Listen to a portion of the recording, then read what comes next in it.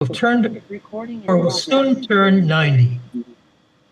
As the Secretary of Voices Israel, this evening I'm pitch hitting for Julian, Voices' esteemed president, who's busy in the Zoom waiting room making sure no unwelcome guests crash the gate and create havoc, as has unfortunately happened in the past. He will join the session soon enough. It's a pleasure and honor to introduce tonight's program in general and our moderator, Naomi Yalin, in particular. I must admit that I've never met Naomi before, so this is a wonderful opportunity to become acquainted with a person whom I wish I had crossed paths with long ago. We both came to the country about the same time, but followed very different paths since landing. I'd like to introduce Naomi Yalin by sharing excerpts from the biographical sketch she submitted to the 2025 Voices Anthology, where one of her poems appeared. She arrived at Kibbutz Hazreya in 1971, having studied law in the UK, then studied criminology and social work in Israel. She worked for several years as a social worker in a development town, then 20 years as a social work coordinator for the Israel Prisons Service. For the last 24 years, she has worked as a translator for Israeli academics who wish to publish their work abroad. Naomi is a member of the Voices Israel Haifa group. Of the 6 nonagenarians being spotlighted, I've only met one of them, Amiel Schotz, whom I interviewed for the Voices newsletter this past year at his home in Mekar. Recently, he shared with Julian a poem his own father wrote when he himself turned 90. Amiel gave us carte blanche to use it as we saw fit, and so I would like to share some excerpts here because the poem speaks to many of us, and certainly to all 6 of our honorees. Thanksgiving by Benno Schatz. Is it not strange that for a change I should be told I'm now old?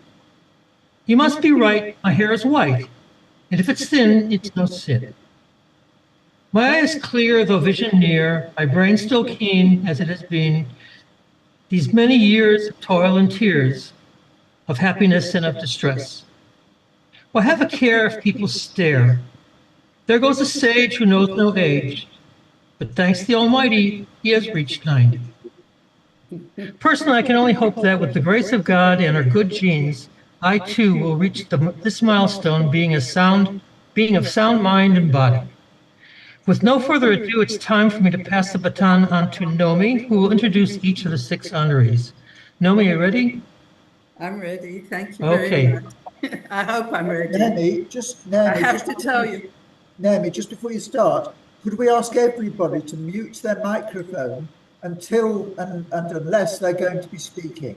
Please mute your microphone unless you're going to be speaking.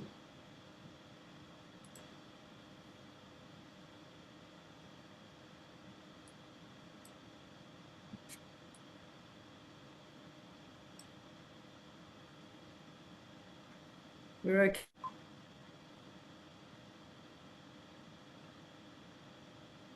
Naomi, it's your turn to unmute.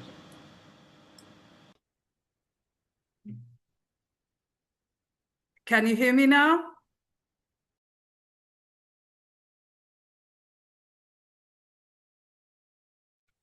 No, Naomi, you've muted again.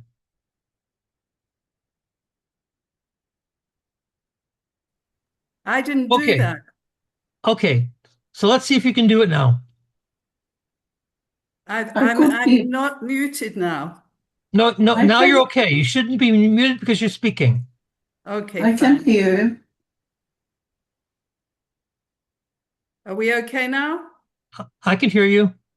Fantastic. Okay, so I have this big privilege today of presenting our 6 members who've reached, and some of them are beyond their 90th birthday.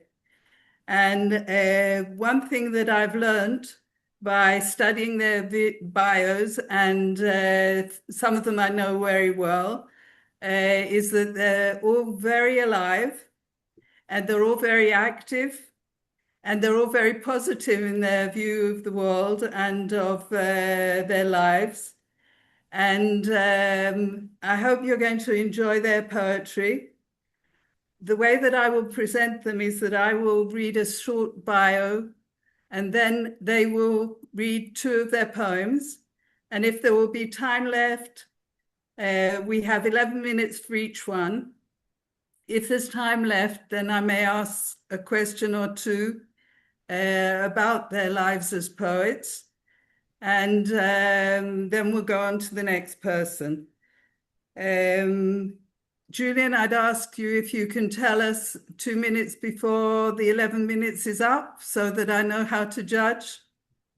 Okay, that would be lovely. So we'll start, if possible, with Ada. Ada, can you unmute? Ada, are you with me?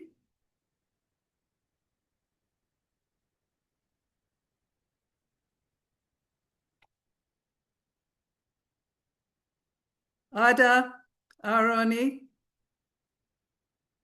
Ada, you haven't unmuted. Now Can you you are. unmute, please? Now Okay. she's unmuted. I'm Fantastic. unmuted. Okay, so Ada, I'm going can to you read hear your biography. Then I Okay. would ask you if you can read your 2 poems. Fine. Okay, and Julian will put them up on the screen. So Ada Aharoni, who is my privilege to know, is a neighbor of mine. In She's an Niveshanan. Israeli, yes. She's an Israeli poet, writer, lecturer, sociologist, and peace researcher.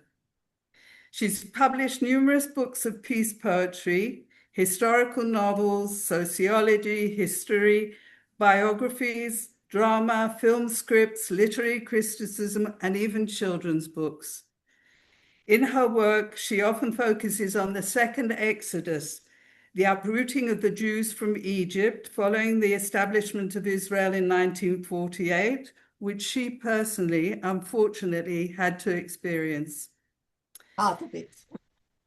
Ada is the founder and world president of the International Forum for the Literature and Culture of Peace, which is called IFLAC. She's written and edited numerous books, including works documenting the Jewish community of Egypt and international collations of articles on anti-terrorism and efforts for peace. I've read some of those, and they're absolutely incredible, with people from all over the world contributing. She has been granted various awards for her peace work, including Honorary Citizen Award of Haifa, the Israel President's Award for Peace Culture, the Laureate Témoignage Prize from Paris, the Hebrew Writers Association Honorary Award for Creative Works for the Promotion of Hebrew Culture. Ada, we'd love to hear your poems, please. Okay.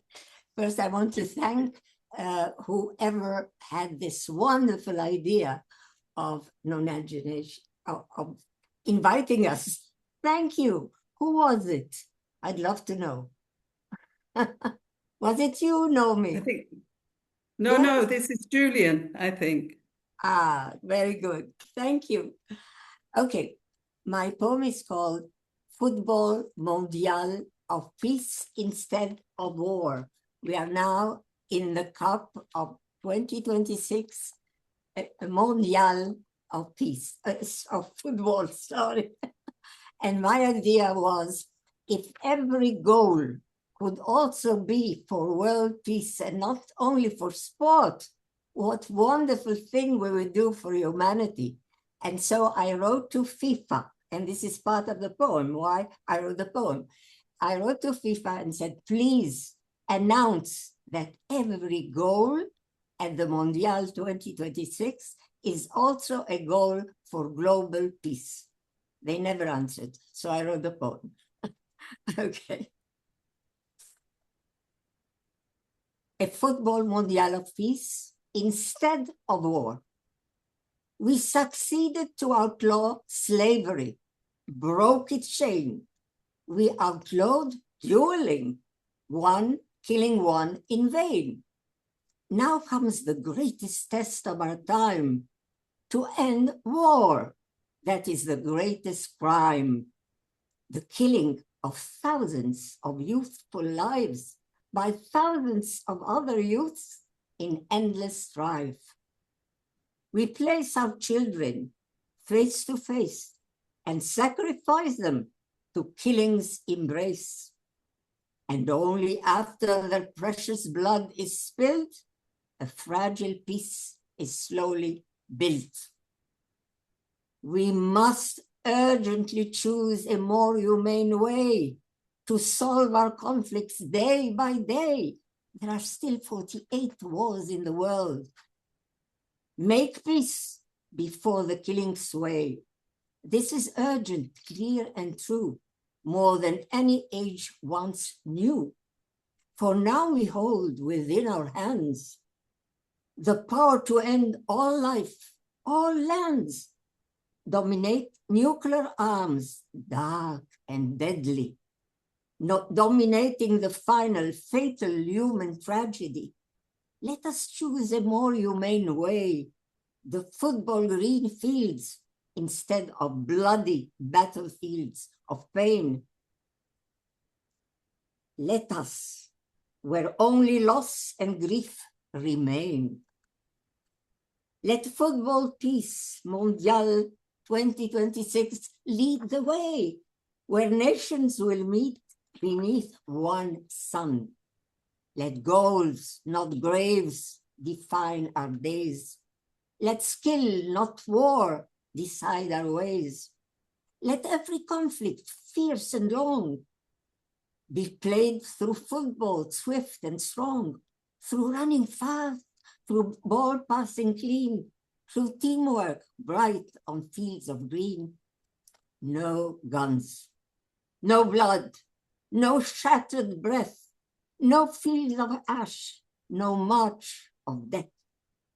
And let the winner, wise and fair, bring forth solutions all can share, not forced by fear, nor sealed by might, but born of effort, skill, and right. For football gives what war destroys, globally accepted, shared human rules, shared hopes, shared joys, one field, one ball, one human race. A whistle sounds, a different call, not one to war, but one global peace for all. Dear humanity, hear it now, both loud and clear before we lose all we hold dear. Let the world play peace instead of kill. Humanity, choose the ball, not the bomb. Thank you. Thank you. Thank you. The second one? Yes, carry on. Your second poem, please. Okay. This is a poem I wrote in my book, Horizon of Hope. I hope you can see the book.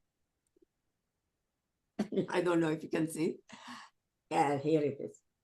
And it's a bilingual. We have English in front of the Hebrew. And this poem is called The Marriage of Science and Poetry. It's my love story, the beginning of the love story with my husband. He was a scientist, I was a poet. And the Shadchan was, the marriage broker, was a book we read together of Albert Einstein, which we both loved. Okay. The Marriage of Science and Poetry. Mr. Einstein, notable Shadchan, science to poetry benevolently presented. For science, it was love at first sight. But while he persisted, the lady held back and desisted. Our impulses are parallel, he argued and pleaded. Although our methods and tools are divergent, we both want to probe the actuality of things, to investigate phenomena beyond the surfaces. We have so much in common. For one thing, we both use language to communicate. but retort the dainty poetry, you follow the star of stern objectivity, while I prefer more intimate subjectivity. You worship the goddess of reason, while I bend at the altar of intuition. Concrete facts are all you have eyes for, while I dote on tangible essences. Self is my universe, and I am embarked on a conquest of inner space. No, material and spirit will never mix. This puts science in rather a tight fix. The universe inside and out is our laboratory, he said. He argued scientifically, sending poetry flying. But I need you, he cried distractedly. I can't live without you. Then poetry, in her flight arrested, turned. Is this a fact or an essence? Asked she. I don't know, he answered ruefully. Both, I think, he added truthfully. Then smiling, she gave him her hand, and through the doors of perception, together they intuitively and reasonably tread for 55 years. Unfortunately, Chaim died 20 years ago of a heart attack, and I miss him so. Thank you. Thank you, Ada. Before we continue, Naomi, before we continue, do people still hear an echo? No. I don't think so. Okay, No. then. No, I don't hear an echo. Okay, fine. Then the problem is solved, because I did notice one or two people who seemed to be logged in on a computer as well as a phone, and I thought, hey, perhaps that was doing it. But if the problem is solved, then no problem. No, the only thing is, in the last poem, it wasn't terribly clear, the sound. Okay. It wasn't an echo, but it just... There's not a lot we can do to sort that out, I don't think. Naomi, we've actually been more than 11 minutes already, so could you sort of just ask one question to Ada? Yes, I would like to. It sounds like... Ada, you presented us with two poems which were, as you usually are, very optimistic. I didn't realize the background for your personification of science and poetry, but now I understand, and it's something from your personal experience. But is this something which you hold to in your life, and which gives you the power to do all that you do, your optimism? Yes, very much so. And Chaim too was very optimistic and very intelligent. And even though he's not here today, every time I have a problem about hope, how to continue with my hope, I try to go into his mind and to see how he would have solved it. And it helps me. And this is why I am not alone. I am very hopeful, because humanity is intelligent, and we will know how to get rid of this terrible thing called Cold War. And I hope all of us will work together to throw away this terrible custom of killing our children. Amen, Sela. Thank you, Naomi, for your lovely question. Thank and you. bio. Thank you. So we will move on, please, to Amiel. Will you please unmute yourself? Amiel?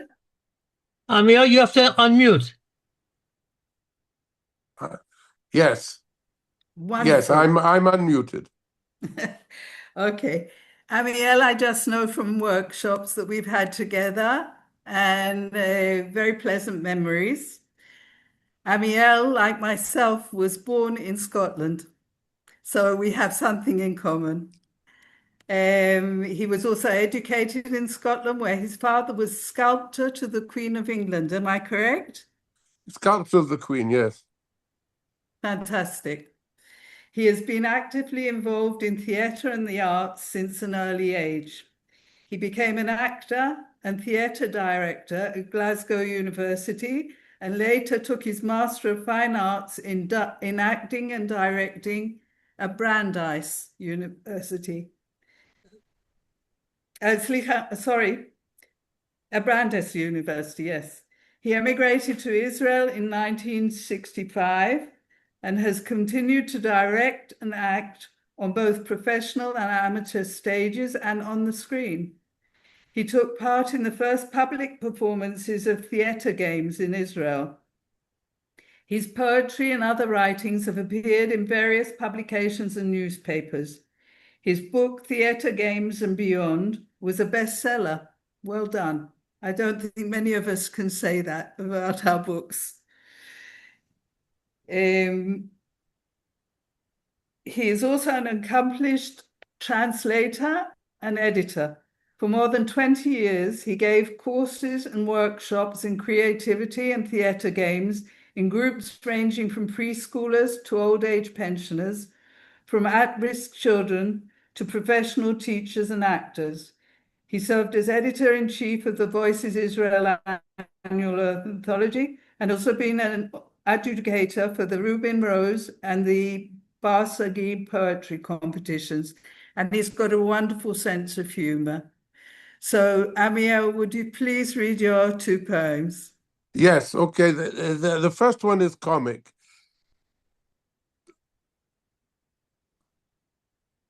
I'm not. Julian?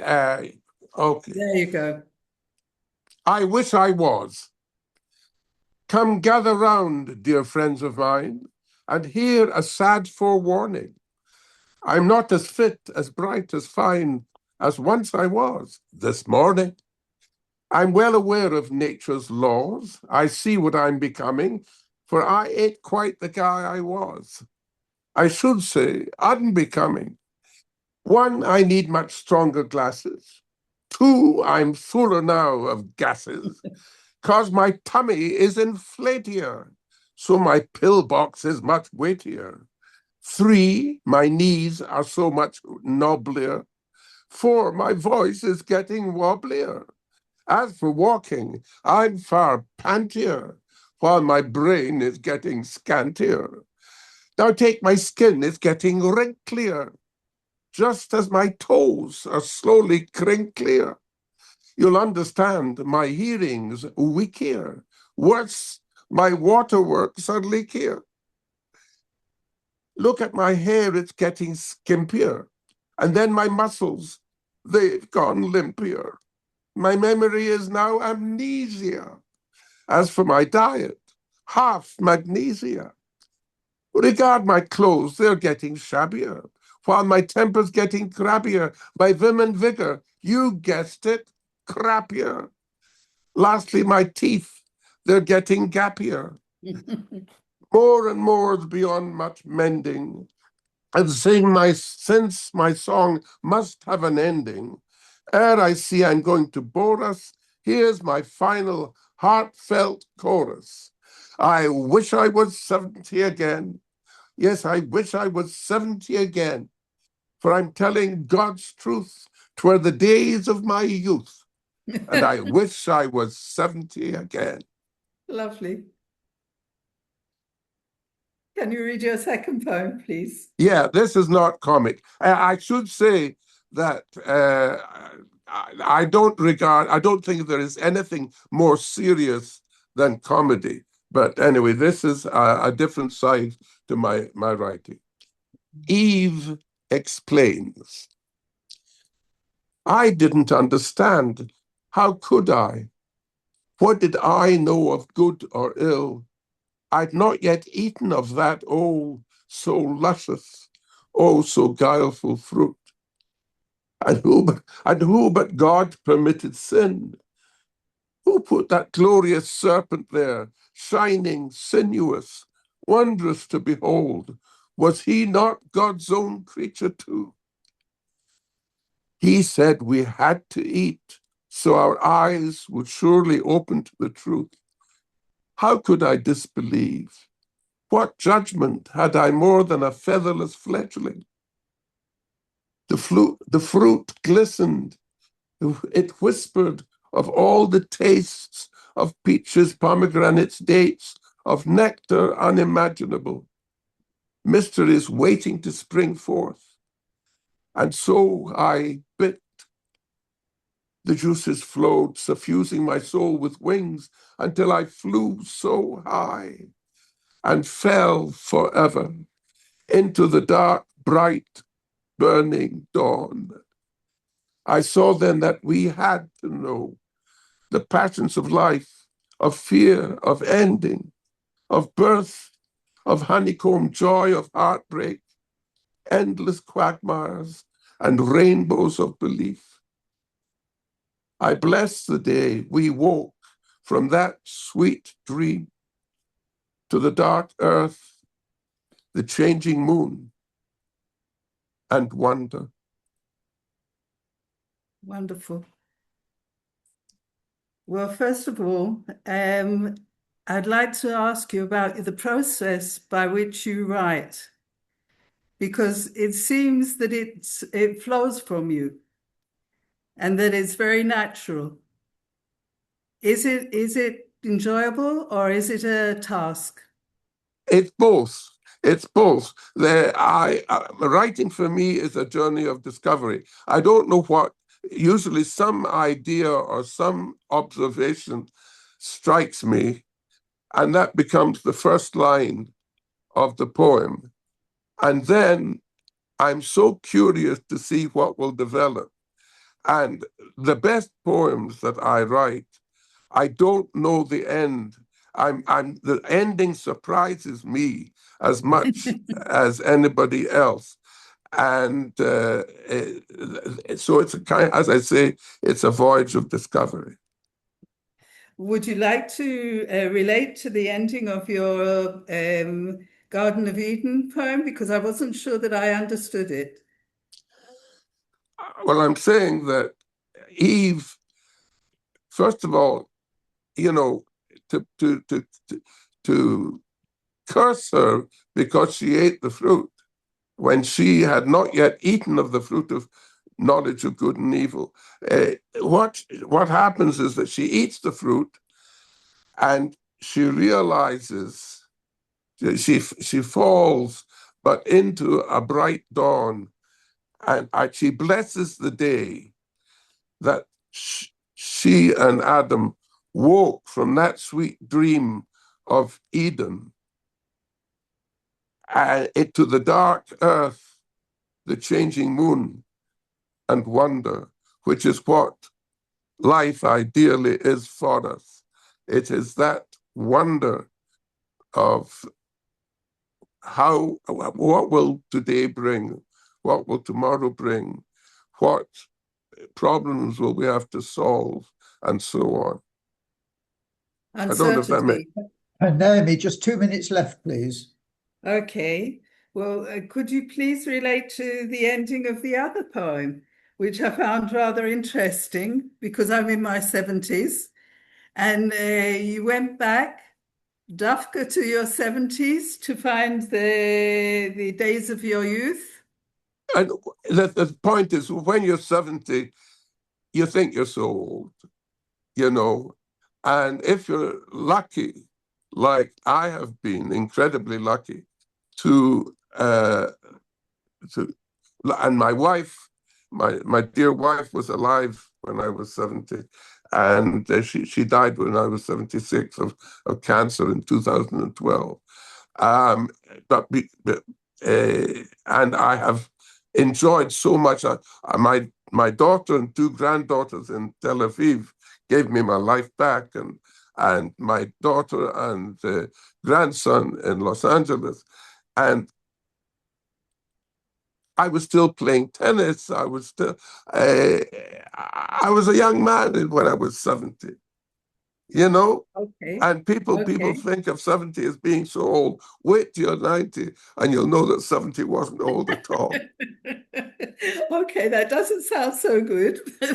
Thank you very much, Amiel, and thank you for contributing to us and your views of your on getting older and of the living in this world with uncertainty as something which is actually positive. Yes. Thank you As I very much. say, like my poetry, each poem, each day is a journey of discovery. And you don't know what's going to happen. You don't know what you're going to find, what you're going to learn, what you're going to experience. I've enough. Wonderful. May that continue that way. Ad mehr vesrim b'briut shlema. Would you like that? Yes, thank you. Okay. Thank you very much, Amiel. I will continue onwards because we're rather pressed for time. I'll continue to Judy if that's possible. Judy Foner, can you unmute yourself? Judy? Yeah. Yes, I'm unmuted. Can you hear me? Wonderful. Yes, we can hear you. A slight Perfect. echo, but we can hear you. Okay. Okay. Okay, so I'm going to read about Judy, what I found out, and which was confirmed by her. Judy was born in Rehovot in 1936, and she spent the war years in Suriname in South America, and returned to Israel in 1946. She has a degree in English and French from the University of Leeds in England. She lives in Jerusalem and taught English to adults in Israel for many years, including 20 years at the Beit Salel Academy of Arts. Her activities include singing for 38 years in the Jerusalem Oratorio Choir, writing, and a recent return to painting, which I understand you've just taken up again. Yes. Judy has twice received an honorable mention in the Reuben Rose Poetry Competition, and some of her poems have appeared in the Voices anthologies, and she's published her memoirs as a book.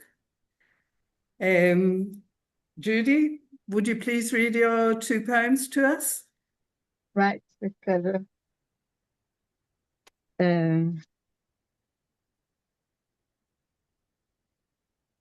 This is in a completely different direction from the previous poems. Going back in time, and changes too. So I called it Long Before Me Too. He, a well-known writer. She, a first-year student. He, short, stockily built, middle-aged. She, tall, slim, early 20s. He gets a VIP tour. She, given the honor to guide him. Together, they walk across the campus. She explains, he listens. They reach the Igloo Synagogue, go up the stairs. She shows him the inside. They leave, have a rest on a bench. Still upstairs, no windows, in semi-darkness. Suddenly, his arm is around her. He pulls her to him, tries to kiss her on her lips. She pulls away, stands up, freezes. What now? Slap him? The eminent author? Run away? Leave him there? None of the above. They go down the stairs, march back in silence.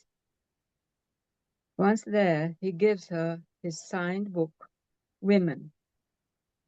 She never reads it, throws it out. Thank you so much.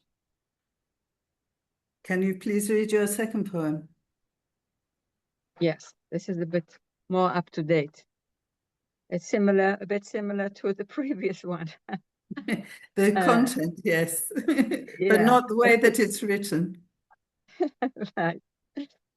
My body to me. You treat me like a youngster, as if I was still in my teens. You expect agility, twisting and turning, stretching and jumping, climbing too high, bending too low. But my muscles are stiff now, my balance uncertain, and sometimes I fall. So please, be gentle, hamper your hubris, no more showing off. Be careful with the food you give me. I'm delicate now, less forgiving of what I can digest. Be considerate, be patient, and when I need it, allow me some help. Glasses, hearing aids, a walking stick. Heed my advice, and I shall do my best to keep you alive. I think it's actually a very positive poem about getting old, because you take control of your body. You are able to converse with it, and you're able to accept it, and you are doing your best to keep it alive. Is this your feeling? And that I have this help from my inside. Yes, there is something in you, and I think the agency that also in the other poem is where you are taking the agency over the situation. I really like the way that you used very few words here. There's not one word which is too much, and you concisely and succinctly made the sharp message that you were trying to get over. Is this something that you usually do in your writing? You are very, very sparse with your words, but you manage to make a sharp emotional. I learned to do something called killing your darlings, you know. So I write something which has a bigger volume, and then it's a bit like carving from a rock, a sculpture that emerges eventually. So I write something wider, because I never wrote poetry. I wrote prose, if anything. I loved writing, but it never went in the direction of poetry. Just somebody at late already. I was already 60, in the beginning of my 60s. We were on sabbatical in the States, and I went to a creative writing group, pushed into it by my husband. And I had to read out a piece that I'd written. And afterwards, somebody said, but that is like a poem. It's very lyrical.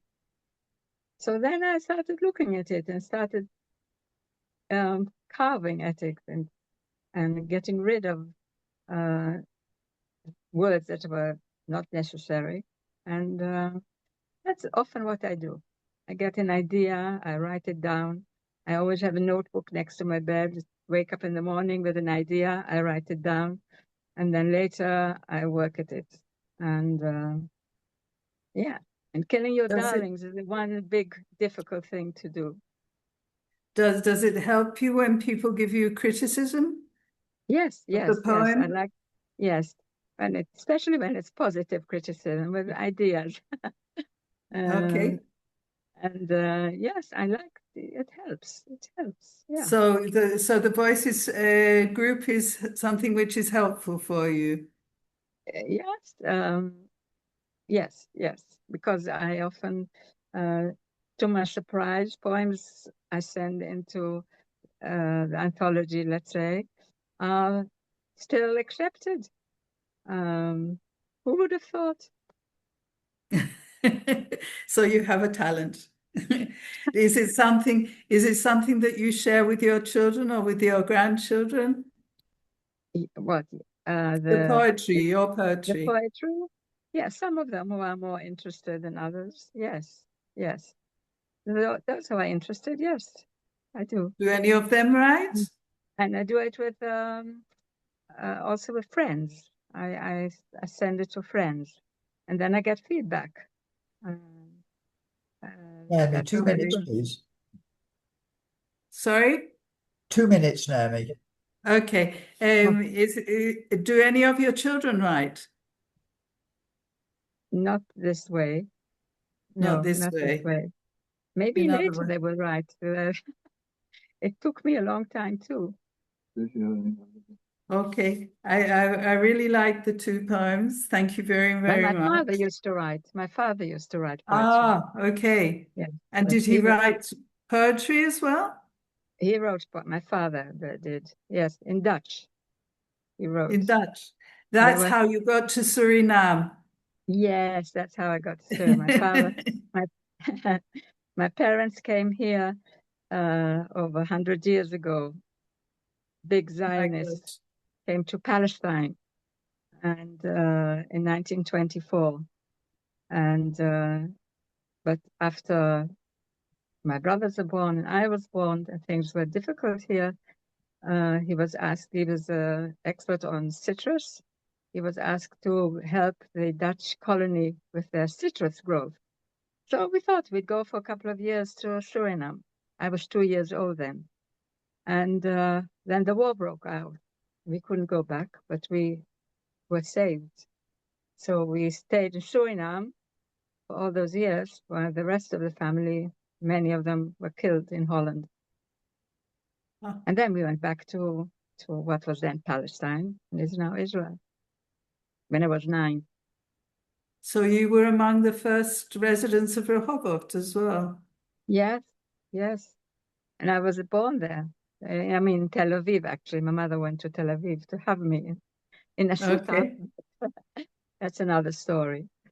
Okay, yeah. Fascinating history. Have you written anything about that? In my book? Yes. I wrote a book about till I got married to my husband, who's sitting next to me. And we married for 66 years, and I'm very lucky to still be together. May you enjoy many more years together. Thank you very much for sharing your poetry with us. Thank you. Hi. Be well and be happy. Thank you. Thank you very much. We'll continue on now to Miriam Webber. Great. Very good. Very good. Okay, I have unmuted in preparation. Thank you. Miriam has been very fastidious about the way that I should present her biography. 1 minute, and let me find it. It's disappeared. Wow. Here we are. Okay. So I hope this is all correct, Miriam. I'll tell you if it's not. Yes, I'm sure you will. Rumi Morkin is the pen name of Miriam Webber. She was born in 1934 in London and has lived in Israel since 1953. She has 17 great-grandchildren, 15 in Israel, 2 in the United States. Miriam has written poetry on and off for many years while working at various handicrafts, which she has also taught. And we've witnessed some of her handicraft and some of her amazing cooking and baking, and she's very, very talented in many ways. Since learning how to spin, dye, and weave, Miriam has accumulated a large collection of sheep of many kinds and sizes. She's carried out language editing on texts for articles and books and translated the tri-annual journal of the Alzheimer Association from Hebrew into English for 20 years, stopping in 2019 because of difficulties with her eyes. Miriam's first poetry chapbook, The Ogden Nasharai of Rumi Morkin, was self-published in 2017. Since then, she has self-published 3 more books, and the 5th is in preparation at the moment. Her poems and stories have been published in various magazines and webzines,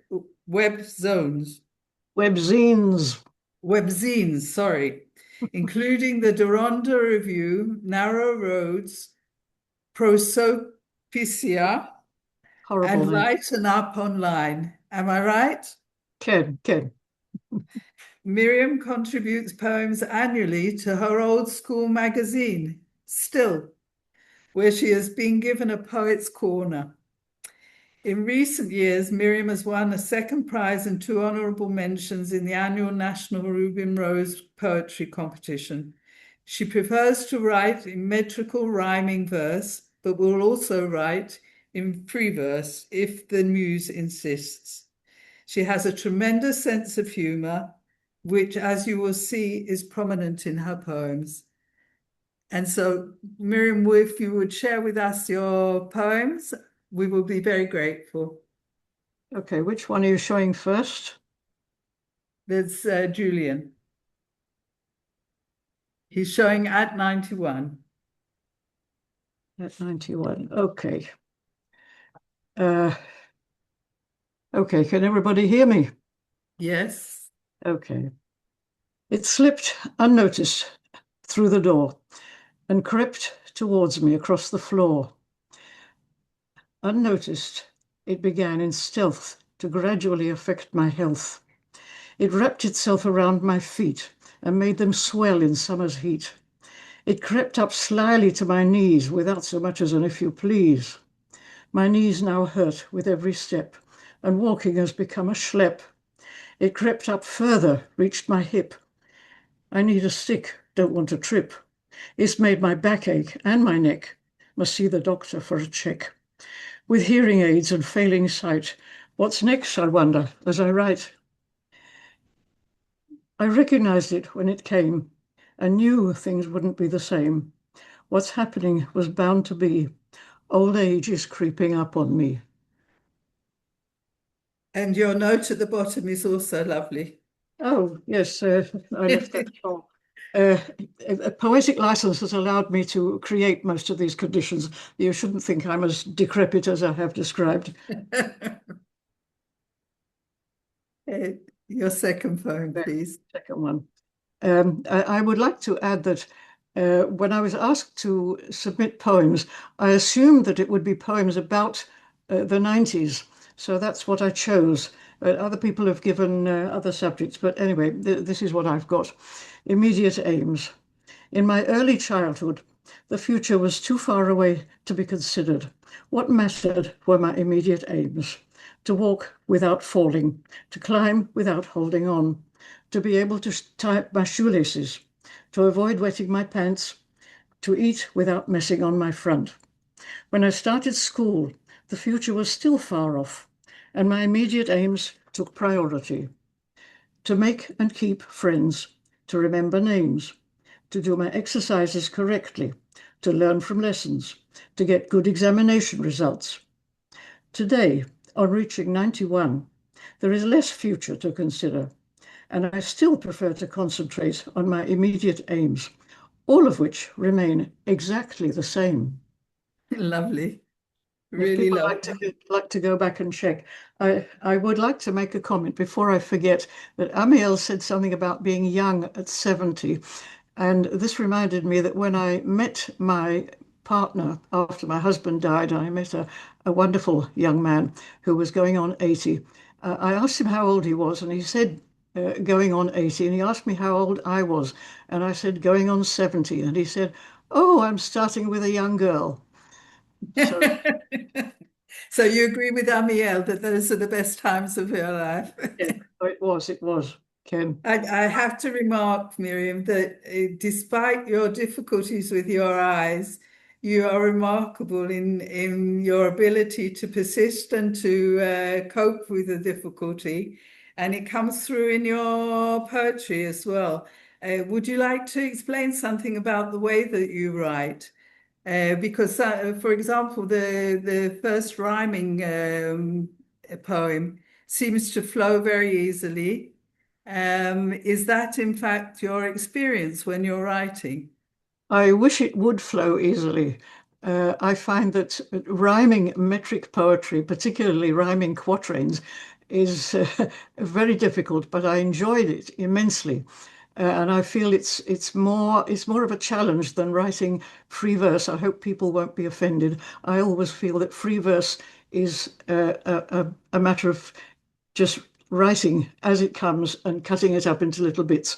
But sometimes free verse can be very impressive if the subject is something interesting and if the words are poetic, if it just doesn't seem like prose cut up, then I'm prepared to accept it as free verse. But I prefer rhyming stuff. Yes, I remember when you came to our first meeting, you said, it's not poetry if it doesn't rhyme. But then you work at it very hard, I understand. Can. But I feel that I've achieved something more because on the occasions when I do write free verse, I just write more or less as it comes and it's very little effort. So Okay. Anyway, I also feel that why did I ask you to read your note at the end of the at 91? Because you're also very optimistic, like Ada. And I think that helps you to overcome many things that you cope with. I like the metaphor for old age in that 91 and the way that the progression of the threat continues throughout the poem. And I really like the full circle that you describe in immediate aims. The structure of the poem is well thought out, and you start from the beginning with the difficulties in childhood and come back to them in the difficulties of old age. That whole concept is beautifully worked out. And again, I think you work very hard on it in order to create this poem. Am I right? 2 minutes, 2 minutes, Naomi, please. Oh dear. Okay. Miriam, Yes. in your family, you share your poetry with your family? Is this something which is a family experience? All my chapbooks go to my family. They all get a copy. Whether they read it is another matter, but at least I know that I have given it to them. And maybe when I'm gone, they'll think, oh gosh, maybe I should have read it. Maybe they will. But they're not, none of them are interested in poetry. Even friends, I have a very good friend of my age that I often send her a poem, expecting to hear something about the poem, and her answers are always, "Oh, Miriam, you're so talented. You write such wonderful stuff." Blah blah blah blah. And I don't hear anything about the poem. Anyway, I think that's a very important note, and that appears in somebody else's poetry, which you'll hear very soon.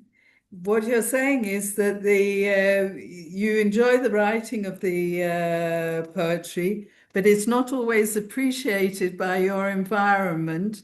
And although you're very satisfied with having been able to achieve it, others don't really take an interest and don't give it the appraisal that you would like to see.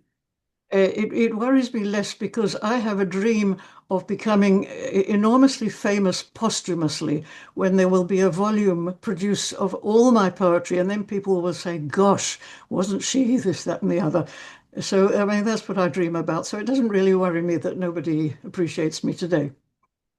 Wonderful. I think you'll find that you'll be echoed in the poetry of the people that are coming now. Okay. So I'm going to now invite Ricky Friesem, if she would come, if she would open her mic. Yeah, can you hear me? Yes, I can, Ricky. Did you hear what Miriam was talking about? Yes, no, so many of you have echoed things that I feel. I'm sure that many of you feel the same way. It's It's been Okay. fascinating so So far. now I will read your bio, if that's okay. Ricky, who I don't know, although we have a mutual friend, is a Canadian by birth, raised in a secular traditional Jewish home in Toronto, Canada. Her father was a Jewish educator and Yiddish journalist. Her mother, a Yiddish teacher. Her grandfather, a rabbi, Talmud scholar, and essayist. She is an Israeli by choice and a writer by destiny, no less.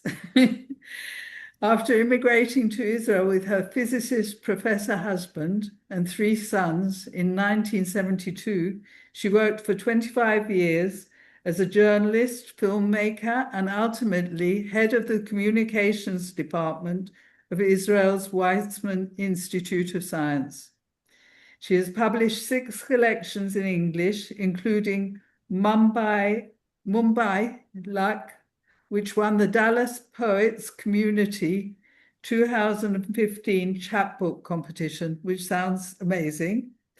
2 collections of her poetry translated into Hebrew were published by Beit Eked in 2013 and again in 2020. In 2023, she published her first children's book in Hebrew, Ruby Oseh Balagan. Love to see that. Her citations and awards include first place in the 2017 and 2020 Reuben Rosen Memorial International Poetry Competition, first place in Tiferet's magazine 2018 non-fiction contest, first place in Women in Judaism Online, and finalist in the 2016 Anna Davidson Rosenberg Poetry Awards. The Jewish Currents Rains Poetry Competition, an honorable mention in Lilith's 2007 Charlotte Neuberger Poetry Contest. In 2010, she was named International Senior Poet Laureate by the Amy Kitchener Foundation of America. You certainly get around. That's incredible. Love to hear your poems, please. Very Julian, impressive can you put them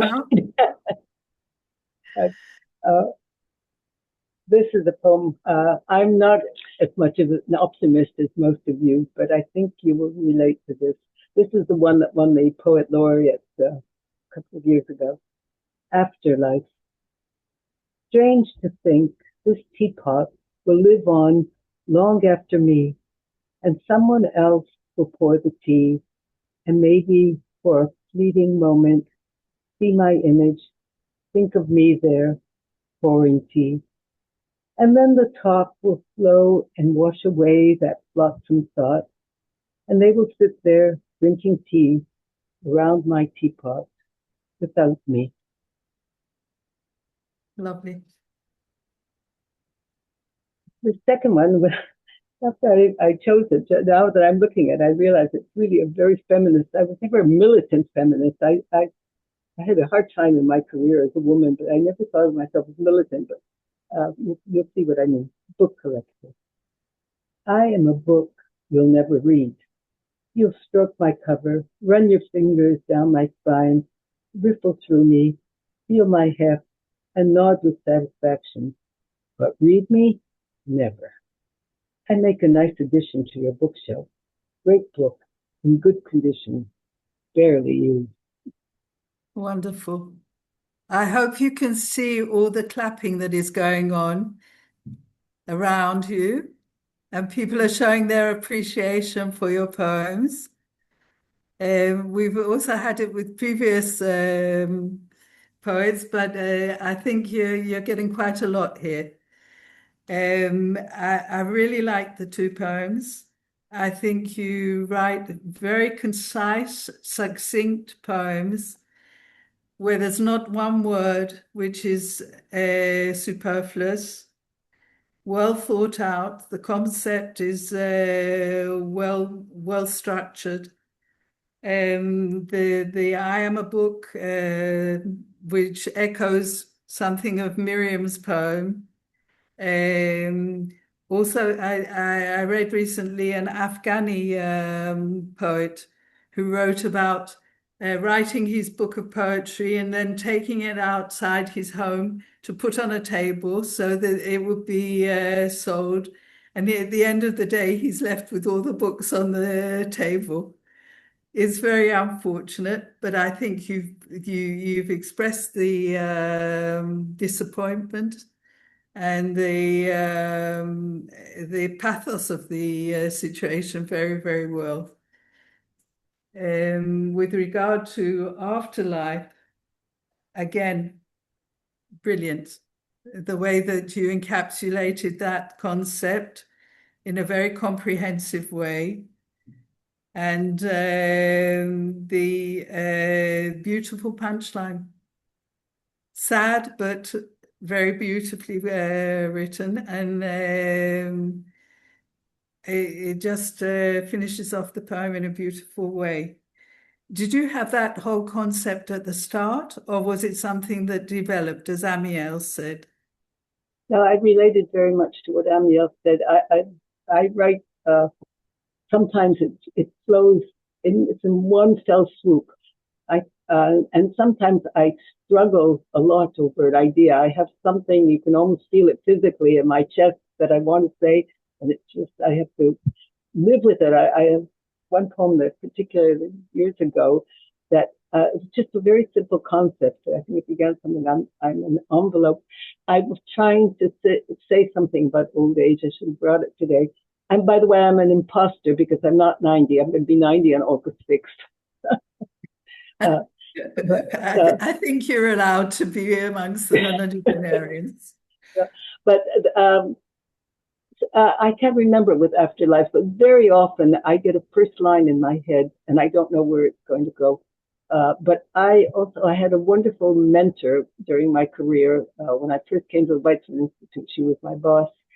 She's written for the New York Times and Time magazine. She didn't write poetry, but she used to say to me, whatever you wrote in the first paragraph, cross it out. And what she was trying to say that we sometimes use too many words. She also taught me, she was a neighbor, to deadhead geraniums because you have to cut off the dead ones so that the fresh geraniums will have more nourishment. And I'm very, I like spare poetry. The bare bones, the Yeah. bare skeleton. Yeah.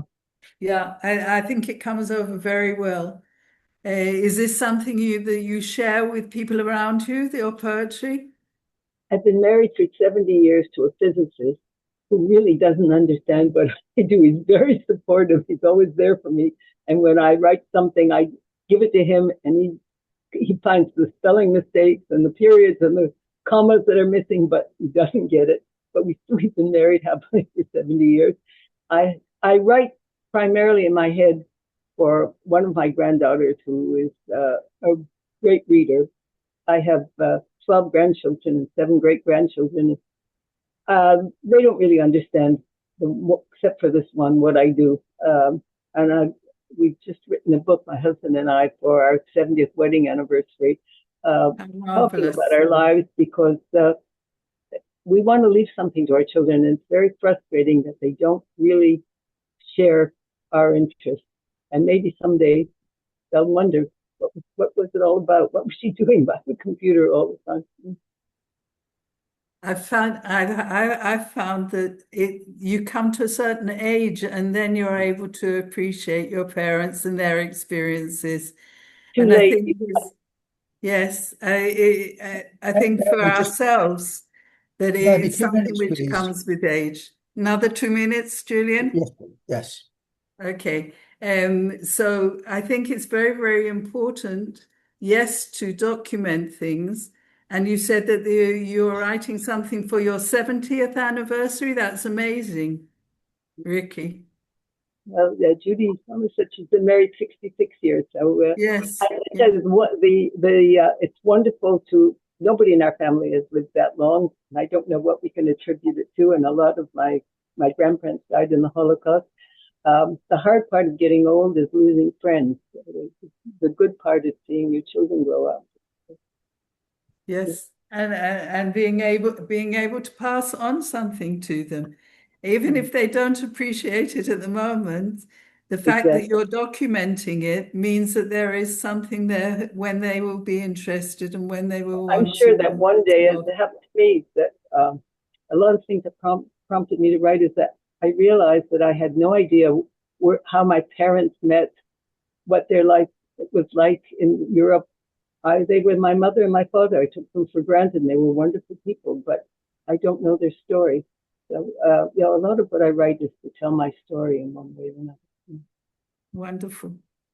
Wish you much success with that. Thank you so much for sharing those beautiful poems with us. Thank you. It's been a privilege. And we'll go on to Stanley, if we can. Stanley, are you still with us? Stanley, could you unmute yourself? I believe I am.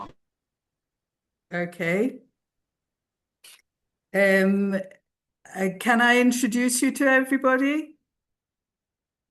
You and you'll correct me if there's something in this which is not correct. Stanley, you're still muted. Sorry? You are still muted. Now you're not. Now you're not. No, he's not. Yeah, now he isn't. Okay. Stanley, I'll introduce you to everybody from what I have learned from you and from various other sources on the internet. I don't know you, unfortunately, but I hope everything is correct. You'll stop me if not. Doesn't matter. As I understand, you were born in 1936. You're an American poet, translator, editor, and publisher. You grew up in Brooklyn and studied at the University of Miami and New York University. I'm getting an echo again. Is everybody hearing that? Judy, is there anything we can do about that? I'm not hearing an echo myself. I only hear it on my own voice. Okay. Nor am I, Naomi, so carry on, you're doing well. Okay, carry on. So he taught English at high schools in Brooklyn and Queens from 1964 until his retirement in 1991. The year he won the New York City Poetry Teacher of the Year Award, which is quite something. He founded the Cross-Cultural Communications Publishing Company in 1971 and went on to publish works by Pablo Neruda, Allen Ginsberg, Isaac Asimov, and the Pulitzer Prize-winning poet and Barkan's friend, Stanley Kunitz. Cross-Cultural Communications Review series of world literature and art has been published till 2020, his 50th anniversary year, and has produced some 500 titles in 50 different languages. Amazing achievement. Actually, his own work has been translated into 36 different languages and published in 36 collections, several of them bilingual. Stanley has won various international awards, including the 2014 Canada Fourth World Poetry Canada International Peace, Film and Human Rights Festival Empowered Poet Award. In 2012, he was China Best Poet of the Year. In January 2017, the International Poetry Translation and Research Center, the Journal of the World Poets Quarterly Multilingual Editorial Department of the Chinese Poetry International. In 2017, in China, that was a previous award, sorry, of the Education Department of the Chinese Poetry International. In 2015, in India, the Naji Naman's Literary Prizes, he received an honor prize. In 2024, Korean Expatriate Literature Special Award, a plaque in recognition of his contribution for the globalization of Korean literature from the inception of cross-cultural communications in 1971. The Board of Directors of KEL presents this special award with the publication grant of $1,000 for English, Korean, bilingual poetry collections.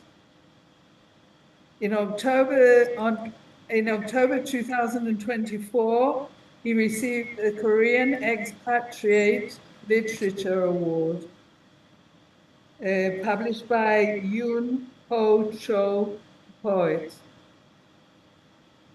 Am I correct? Yes, it's enough. Too much. It is.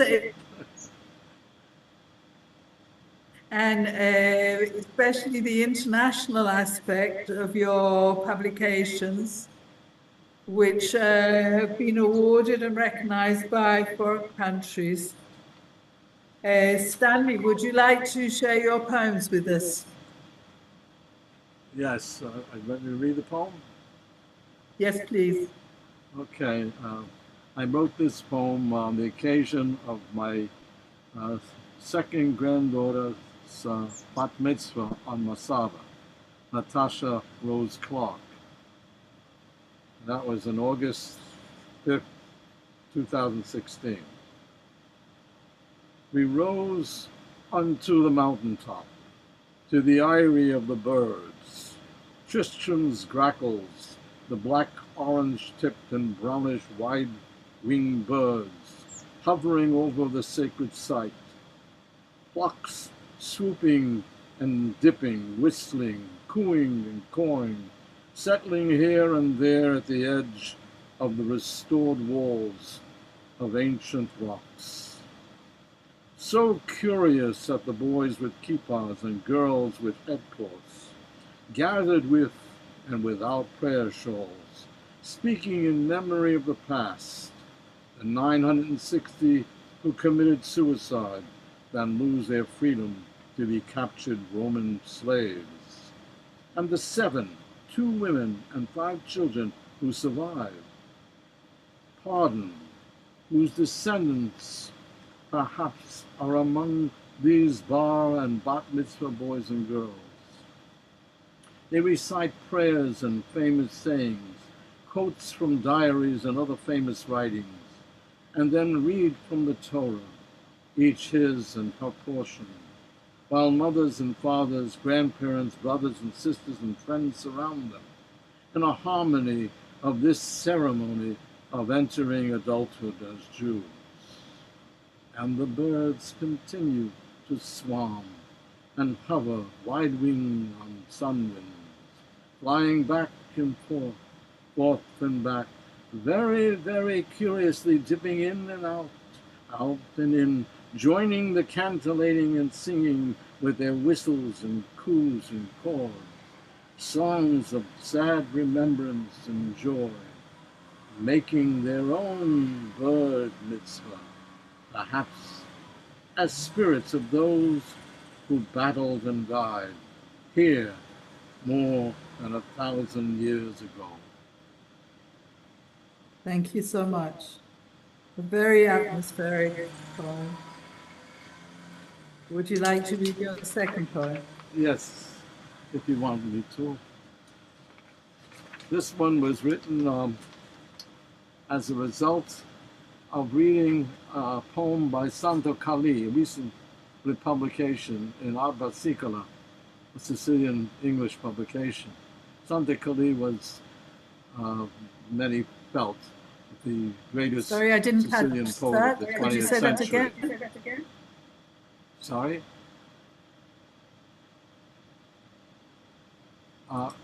Santo Kali, the greatest poet of the 20th century, according to some. A line in his poem when he wrote, "When I am dead, come see me at Shizo." That triggered this poem. When I am dead, come to see me in New Montefiore in the great metropolis of Long Island and place pebbles on the tombstone on my grave. Come to me in summer at noon when the sun is brightest and its rays shine all over the few trees whose leaves shadow. Let the spirits of my cats howl under the sheds in the backyard of Casa Barkan. When I am dead, may my granddaughter Tasha sing her original songs that tear at the heart and soul. May my granddaughter Roxy play her drums slowly, slowly, while my son Scott plays his guitar and sings sweetly, sweetly. Let the ghosts of my cats yowl under the sheds in the backyard of Casa Barkan. May my daughter Mia sing her woeful songs and read her poems of Nordic gods, the crying of Freya and the thunder of Thor, waking the winds of Aeolus. May all the Sisi poets come or Zoom to recite their poems in their original languages, Chinese for Anakaiku, Dutch for Germain Drogenbroek. Let those who wrote poems dedicated to me recite or Zoom them, Sun Yu Lee and Kyung Yung Kim Richards in Korean, Yetan Kelmendi in Albanian, Carol and Mary Kreefeld in English, Maki Starfield in Japanese, Luis Cruz Villalobos in Spanish. Let the souls of my cats meow under the sheds in the backyard of Casa Barkan.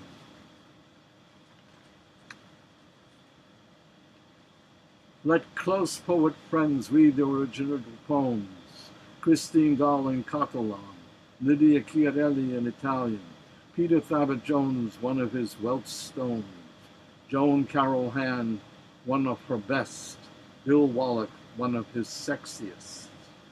May first grandchild Mattie play her abandoned cello, and grandsons Jeremy and Justin read poems from my original books, while their mother Jackie reads of her father and me in Dos Abuelos.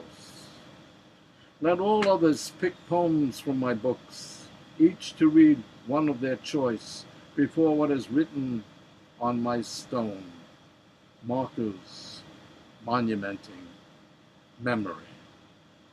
May the Munchumers of Pyewacket, Pumpernickel, Dorothy, Nero, Trixie gather together and mew atop the sheds in the backyard of Casa Barkan. Fantastic. Naomi, Yes. Naomi, I'm afraid we're out of time. So Okay. could you limit the number of questions and make just 2 or 3 minutes for Stanley, please? Yes, please.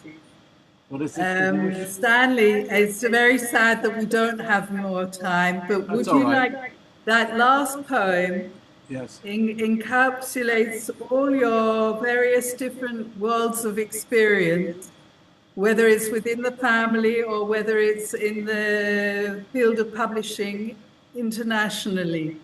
Would you like to explain to us, please, how did you manage to build such an amazing world of experiences in international literature? Well, you know, and wait a second, I have to shut that off. Okay, I said there was somebody calling. The thing that affected me most was traveling to places where I experienced things that were different from where I grew up in East New York. Incidentally, all of my friends were escapees from Nazi-occupied Europe, and they all spoke different languages, and I was very curious about these, so I became interested in languages. Anyway, traveling to these various places around the world where I apprehended in what I saw and heard and felt and later imagined. So I kept journals and wrote about these experiences, and that is the basic source of how I write. Now that I am not traveling beyond Nassau County, the safest county in America. I don't travel far anymore, so I write mostly about family and friends, and particularly on occasions. And what comes out from special the poetry occasions. is Sorry? that you're very involved with your family as well. Yes, they're my best creations. My wife and mine, our best creations are son and daughter and our 5 grandchildren. These are our best creations. Whatever will be made of my poetry, that is, hopefully there'll be markers monumenting memory. But that's something you devoutly wish. We all wish to be, as Gabriel Pryle, an Estonian Jewish poet, wrote, to be recorded. His desire was to be recorded, to be remembered. Yes, I'm content that perhaps my family, who are also very creative, Tasha, a fabulous singer and writer of poetry too. My son writes songs, and mostly in music, and my daughter is a fine poet and artist, and also a good singer. So in their hopefully that I passed on in their DNA the creative impulse, as was passed on to me. My mother reading to me poetry that she wrote, and Buban Adam, and my father telling me and my brother stories. So I got the lyrical and the narrative strain from them. I hope I passed on to my son and daughter and grandchildren this creative strain as well. So there is continuity. That's wonderful. But I'm grateful too to you and Julian Alpa, what you do with Voices Israel. It is remarkable, especially in that little country which has risen from the ashes, and we have to pray for it. And so I do. Am Yisrael Chai. I will conclude my remarks. We hope so. Thank you so much, Stanley. Thank you. Thank you. Just a quick word of thank you from me to round up the evening. First of all, thank you to Yochanan and Judy for processing the Zoom meeting. Thank you to Bob, our esteemed secretary, for his introduction. Thank you, Naomi. Thank you, Naomi, our Haifa group coordinator, for interviewing our special poets. Thank you to our 6 nonagenarians, Ada, Amiel, Judy, Miriam, Ricky, and Stanley, for agreeing to take part. And thank you, ladies and gentlemen, for joining tonight's session. We've all seen what wonderful poets and wonderful people are all the nonagenarians. Please God, you should continue to write poetry and continue to inspire us ad mea ve'esrim, but more important, ad mea ve'esrim in good health. Have a good night, everybody, and thank you for joining us.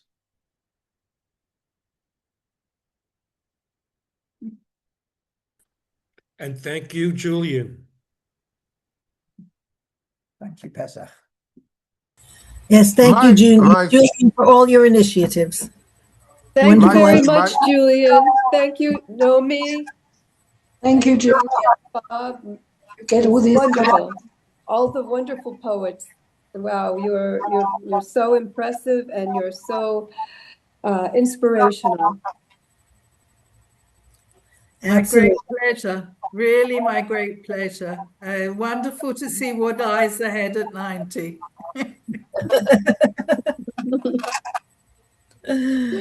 What you don't know is that Naomi is a very efficient maker of the Haifa Voices group. It's a very strong group, right, Naomi? Yes, indeed. We're very lucky. Yes. Okay, bye-bye. Thank you, Julian, for arranging all of this and for giving respect to our elderly members I think that's wonderful. I think if we don't give respect to our past, we can't go forwards. So thank you, Julian, for arranging all of that.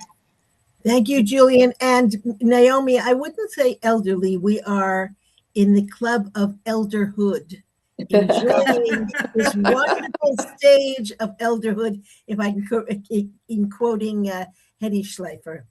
I've just turned 70, and I very much related to, I would like to be so. I go, oh, I am young still? Yes, I've started the age of elderhood, and it's a wonderful age where we can be what we want to be.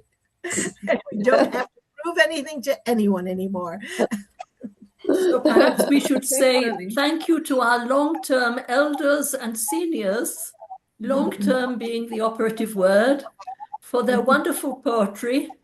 And Ad Mea Vesrim, may they produce much more of it. Amen. I hope we'll be able to get copies of the poems, and of course should be written in purple.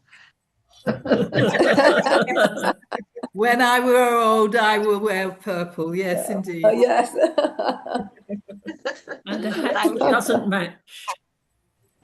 Thank you. Good night, everybody. Good night. Good night, everybody. Good night, Julian. Now, Thank please. you, Norman. Nice. Thank you, Julian. Go and brava to Thank all. you. Sweet parting.